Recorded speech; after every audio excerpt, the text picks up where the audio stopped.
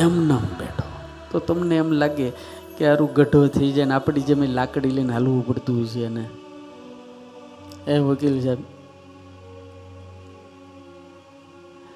ગઢા થવું કોઈને ગમે બિંદેશભાઈ? તો એ થઈ જવાય છે ને. હા, અને ગઢા થયા પછી એ હોની છો ને તમે, મજા આવે ક્યાંય? પગ હાલે નહીં, પેટલાદપુરમાં માલ ખભે નહીં, કાને સંભળાય નહીં, આંખે દેખાય નહીં. 32 શેઠિયા તાળા મારી મારીને પેઢીઓ ઉઠી ગઈ હોય, બોખું મોઢું થઈ જાય, ગાલમાં ખાડા પડી જાય, વાળ ધોળા થઈ જાય, તોય કાળા કર્યા કરીએ આપણે.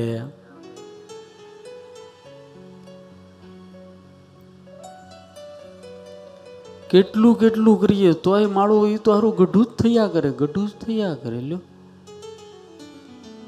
ગમે એવી દવા ખાઈ તો યાર ગઢા તો થાય જ જાય, પછી ન જીવે. હમણાં એક સ્વામી મને રોજ કે છે, ભગવાનને કયો જલ્દી લઈ જાય. લે,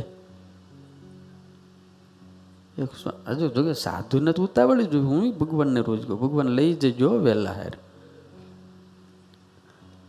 પણ થાકી જાય આપણે બધા, નથી થાકી જવાના?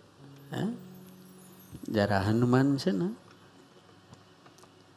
એ જન્મો ને ત્યારથી આજ દિવસ સુધી યુવાન છે અને 35 વર્ષની અવસ્થામાં અખંડ બિરાજે છે. અજર અમર ગુણ નિધિ સુત હો,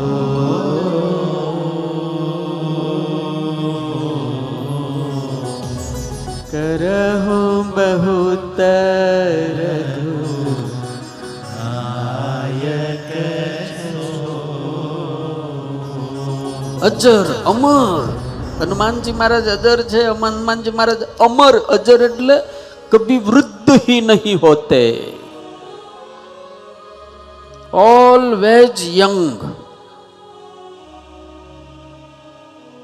અને આ બ્રહ્માંડમાં અત્યારે 7 અબજથી વધારે માણા ફરે છે. આપણે બધા આ ધરતીના ગોળા ઉપર એ 7 અબજ માણાનો ઉત્સાહ તમે ભેગો કરો, એનાથી અનંત ગણો ઉત્સાહ મારા હનુમાનમાં એકમાં છે.